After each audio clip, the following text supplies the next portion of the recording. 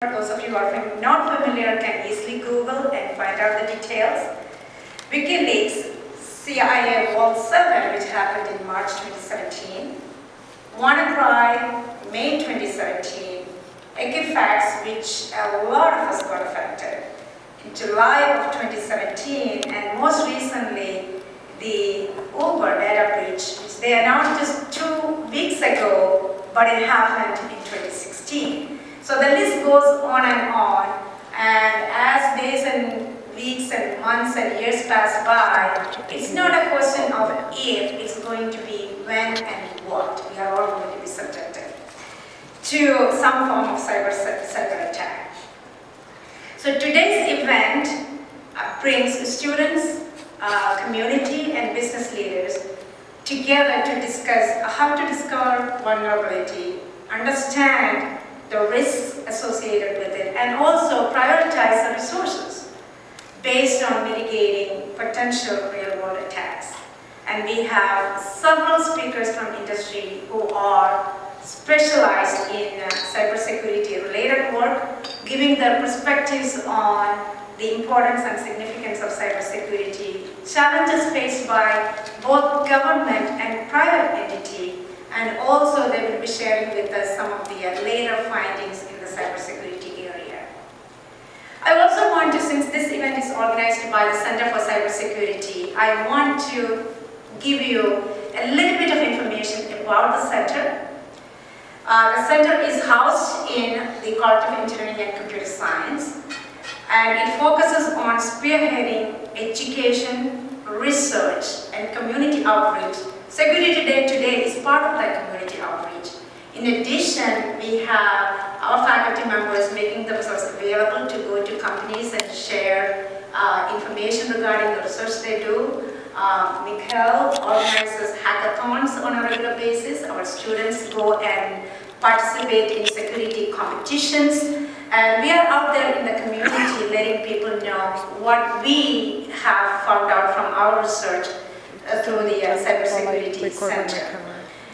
Now, we provide plenty of hands-on applied learning and training through the courses we offer and the projects that we do. And all of our projects are industry sponsored and industry centered. And this is where many of you from the industry can help us out. We have smart, bright students who are ready to roll up their sleeves and learn on the job, on the project, and do the kind of work they are expecting them to do. And you are also creating a pipeline by allowing our students to work on the project. Now, 2017-18 has been a bad year for our center. Under Mikhail's leadership, we proposed several courses, both at the undergraduate and graduate level in our curriculum. Several papers have been published. Multiple proposals are currently under review by national science foundations and such. And also, we have putting the final touches for a certificate program in biometrics. And we have increased our partnership with industries for our industry-sponsored projects. So the College of Engineering and Computer Science is working towards making sure that we become a major player in the cybersecurity arena, and we are committed to providing the support the center needs to make sure that the center has a big impact, not just within this area, but far beyond the campus as well as the region around. So please support us, and you have a wonderful and productive and engaging day with us. All right?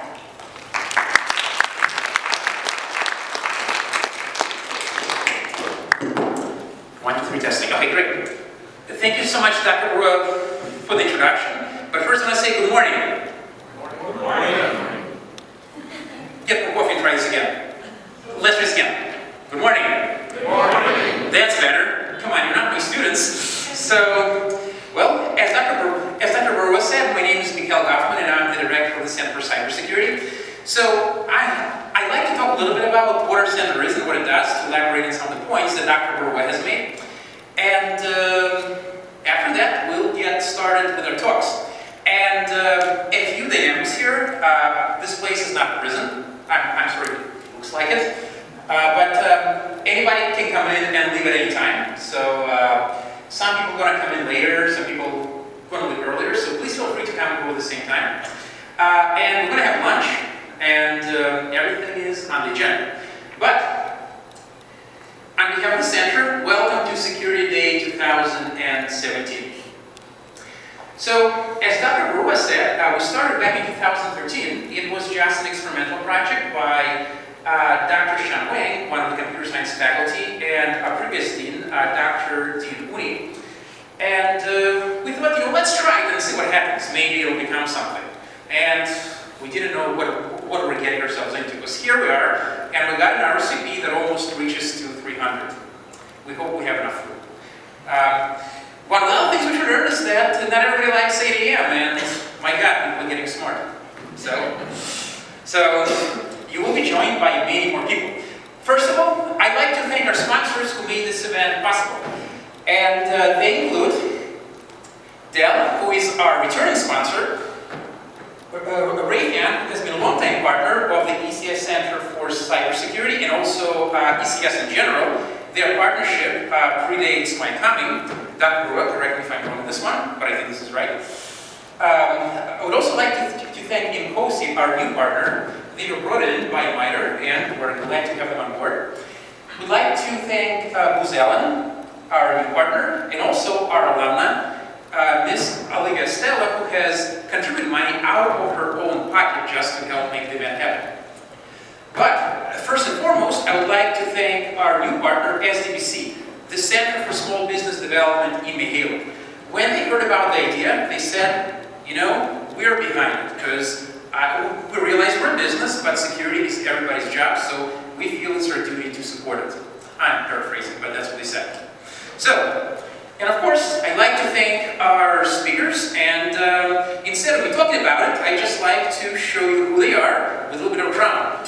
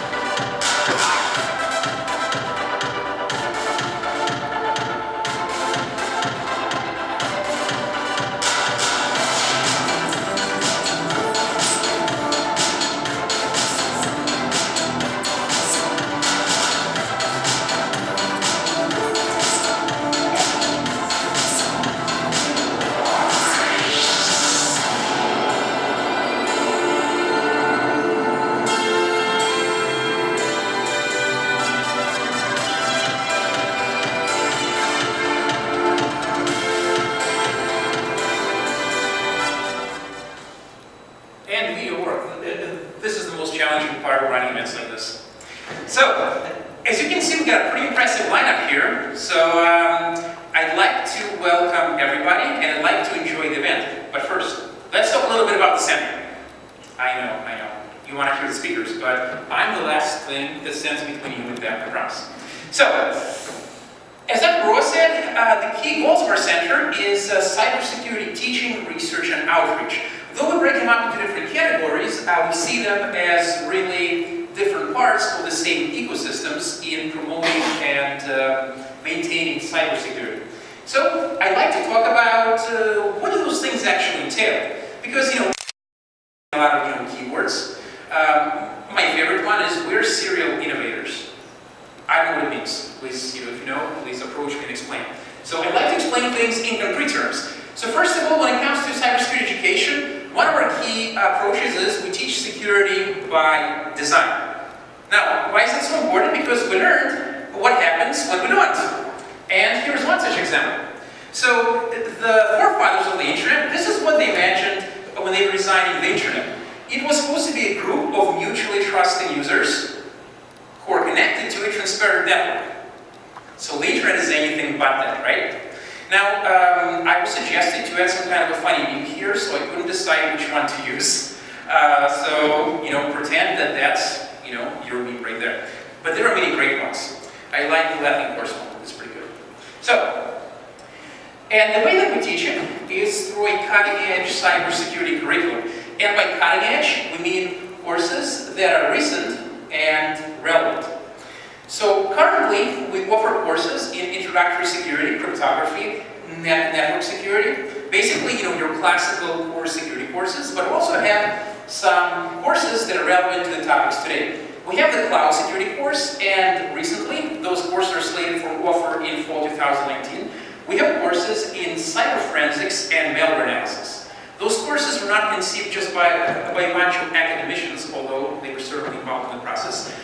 They were conceived together with our industry partners.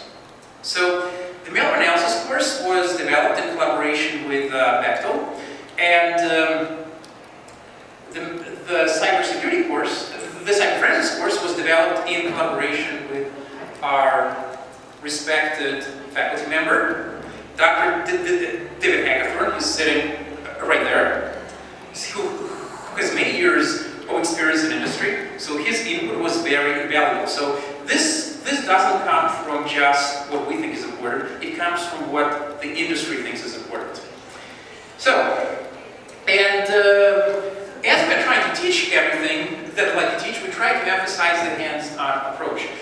Talking about security and hoping to create the next generation of security experts is basically kind of showing the movie Kung Fu Panda to somebody and hoping that they will become the Olympics black belt. Doesn't kind of work with them. So, we teach them through hands-on exercises. We teach them to do security, which includes, for example, developing your own malware to see how attackers do it, and then developing techniques for stopping it. It includes attacking vulnerable web applications and seeing what are the flaws which allow the breaches to happen. Cybersecurity tools like Metasploit. It allows them to breach vulnerable systems and then to see how they can, for example, update or reconfigure the systems in order to ensure that the breaches don't happen. And this system is a lot of fun. Sometimes I get emails from students and say, hey, have you tried doing this? And I would say, I thought about this.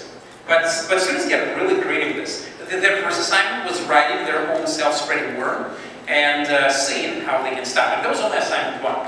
Okay? You can ask them what was assignment 2. We were recognized for our efforts by the calstate.edu, the news source for all the Cal States. And we were compared against other Cal State universities out there that have centers that have been around for a long time. And they were comparing their systems against ours. So something which we just rolled out this semester is being compared against something that took years of work to develop. We can only imagine what's going to happen once we scale it up. Yep, Douglas. What's the charge? Free. It's completely free. So, but as in freedom, it isn't free for us. So it took support from the Resource Committee, IRC, Instructional Resource Committee, and it also took support from our sponsors who have donated hardware to make this possible. And also it took a lot of work from our staff, Herman, who's going to be here later on, in order to get this set up and running. So there's actually a lot of work and effort that goes behind it. So, and but to students, it's completely free. All right. So security is everybody's job. So even if you're not going to be a security professional, security is still your job. Security is everybody's job in the same sense that health is everybody's job. We have doctors and nurses that are health professionals, but it's ultimately your responsibility to take care of your own health. So, same thing with security. We have cybersecurity professionals, we're turning them out, but if you're not security safe yourself, cybersecurity professionals can do very little to help you. And in practice, what this boils down to is working to integrate security concepts into other STEM courses in ECS. So, in courses like web development, we have web development courses, but our instructor, he ensures that as he's teaching people how to develop web applications, he teaches them, as you're developing your web apps, make sure that you sanitize user inputs, for example, or otherwise you're going to get breached. As we teach operating systems, we try to mention the relevant security considerations as well. And this goes down to engineering courses where people learn how to design secure hardware. Our faculty, Dr. John Feller, is doing a great job of ensuring that that happens. So, CSUF in general is very concentrated on something called HIPS, High Impact Practices. So high impact practices, there's a long document you can read if you're interested, but basically what it boils down to is ensuring that the students can actually absorb and retain what it is they're learning. And it boils down to things like student involvement in research, internship, discussions, and things of this nature. And as we teach those courses, we ensure that all of this is integrated, and I'll give you examples in the next few slides. There's also something that is uniquely ECS for cybersecurity, which is something called student clinics. So student clinics is when a company has a project that they want done, and they want to get it done cheap, but at the same time, teach students a practical skill. So the company can come in, talk to ECS, talk to the center, and we can arrange something. I'll give you examples of some of the successful student clinics which I have ran before. They are to mutual benefits of both the company and to the students.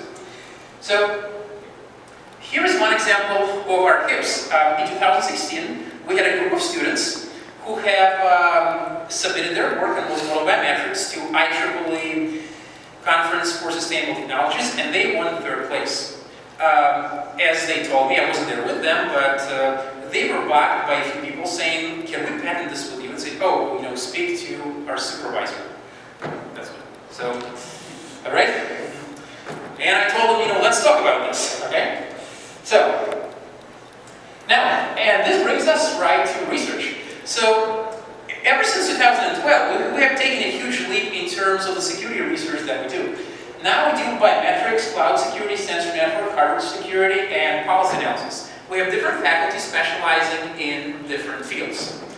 And just to give you a snapshot of our recent research output, no, this slide isn't the only thing there is. We actually have at least 20-something papers that were published, just in 2017. So this is just a selection. And yes, it's purposely small, so we can fit everything out. So, but as you can see, some of those are very highly ranked conferences. I have highlighted them for you. And many other works are in progress. So last year, I mentioned our book, which was going to be going out. It's now out. It's a book on biometrics in the data-driven world. If you're interested, let us know. Maybe we can get you a party. Okay? Right? So, now, we're also pleased to know that our research isn't just being talked about in the academic community, it's also being recognized by other important sources. So, we feel quite flattered to know that our multimodal biometrics research has been featured on NASDAQ.com on Small Business Trends, which dovetails nicely with our small business focus today. The China Global Television, this was broadcast in many different countries, I think at least 30, and the Biometrics Update. They keep featuring us many times. In fact, sometimes I will go onto news and just do CSUF biometrics, and usually I find something I didn't even know about. And I would send an email at another hour of the night to Dr. Burwell said, "Have you seen this?" Okay? So, we have many other works in progress right now. This is a busy year, especially for my biometrics group. And we have many works that are about to be published. Some of them will be patented. Where are they? Well, I don't think it'll be very self-serving for me to tell you. We're all from industry here, but most of us, so I think you kind of understand where we're coming from. So, now, and finally, this brings us to a third point, which is cybersecurity outreach. This is a broadly defined activity, but historically we have been involved in the following things. Before I mentioned student clinics, and this is where they come in, we partner with businesses to work on cybersecurity research and development. You may say, so when have you done that? Well, here are some recent examples. So, in spring of 2017, we did a joint project with Boeing, where Boeing came to us and said, well, Boeing is a big company with many security controls. Security controls are basically system configurations, tools and policies that are there to ensure that Boeing doesn't get hacked. But the problem is we don't know that they actually work. So they came to us and they asked us, can you develop a procedure for auditing our security controls so we can make sure they actually work? And I supervise a group of students. We can see them right there. In fact, one of them is actually with us here today, and I'm going to embarrass her. That's Mandy right there. The one in red, she's waving. That's her picture right there. Most of them have graduated. Yulia right here, she's now working for Amazon, and she claimed that Boeing project was one of the reasons why. And here's another example. We have been working with Unisys since spring of 2016 on developing an IntelliSense system for their development environment. It helps them to write more secure, more efficient, more robust codes. It basically is a coding tool. And they were so pleased with our work that they're coming back, and they'll stay with us throughout this spring and even next fall. So we're expanding in that area as well. We got other areas of outreach as well. We have a club called Offensive Security Society. A lot of them are here. Where did Brent go? Did he escape? He knew I was going to go back. Okay? So, but we got a bunch of members here. Some of them are outside manning the table. Check out their lockpicking and Wi-Fi credential stealing demos. You will enjoy them. But we try to push them to do workshops and to go out there and compete in cybersecurity competitions. So this past spring, our team has won the second place at the competition at Cal Poly Pomona. Their challenge was to develop a process and a penetration test in order to help a fictional company to gain HIPAA and PCI compliance. And they won a second place there. And actually, I think one of them is just coming in, one of the guys in this picture. Also, we encourage them to host workshops, and actually, in fact, tomorrow, from 9 a.m. to 9 p.m., right here, they'll be hosting their first event called Titan Hacks. You want to learn about security? Come in and do it. Oh. Well, their universe not there. Okay, so, and also since last semester, we got a new president. That's her right there. That's Shelley. She's not with us. So OSS has really taken off. We are reaching new heights, and we're hoping to reach even greater heights. We also have events like the Security Day. So instead of me telling you about it, why not stick around and find out what this is all about? But as Dr. Barua said, we'll get together, students, faculty, people from industry, anybody who's interested in cybersecurity to come in and learn about cybersecurity with us. We also have events called Firewall Say Chats, which run throughout the semester. Those are short one-hour events featuring a single speaker and a single topic. If your company is interested, we'll be very happy to host you. So, and before I finish up, I just like to give you a short vision of what we have planned for the future, and I promise to make it brief. We plan to develop other courses, including web security and penetration testing. Those are right now in development. And we would like to take the Multics environment and to scale it up to more users. Because right now, we can only handle 2 classes, about 30 people, and I want to scale it up to hundreds of users because the program is becoming highly popular. So we're trying to keep up with their demand. So one of our long-term goals is to develop a graduate program in cybersecurity. We have, in computer science department, we have a Master's of Software Engineering program, which was highly successful, and we plan to use them as a model to develop our own program in cybersecurity. This is not something that's going to happen fast, but steps are being taken. We will continue working on our publications and grants, and part of what will be differently this year is we are partnering up officially with the Center of Applied and Computational Mathematics. Our goal is to work with them on developing machine learning approaches for defeating phishing attacks, which are basically voice phishing, where somebody calls and tries to scam you. We also plan to apply for Motorola grants to fund the development of our biometrics program for working professionals. So the whole point of the program is that biometrics is a growing market. It's going to be worth, hundreds of millions, billions of dollars, and everybody keeps throwing different figures in. I just gave up on that. But the point is the market is growing, and there aren't enough professionals. So we want to take the STEM professionals and we want to teach them how to become a biometrics expert. We plan to continue our student clinics. So, would you like to host a student clinic? Your company name right there. Okay? And finally, our ultimate goal is to become the center of excellence in teaching cybersecurity. This is our holy grail. We've been working on it for many years. And we're glad to know that we're finally, checking in more and more boxes. A lot of the things which we talked about are actually geared toward, meeting this goal. And without further ado, this is all I have for you, and we're ready for our first speaker.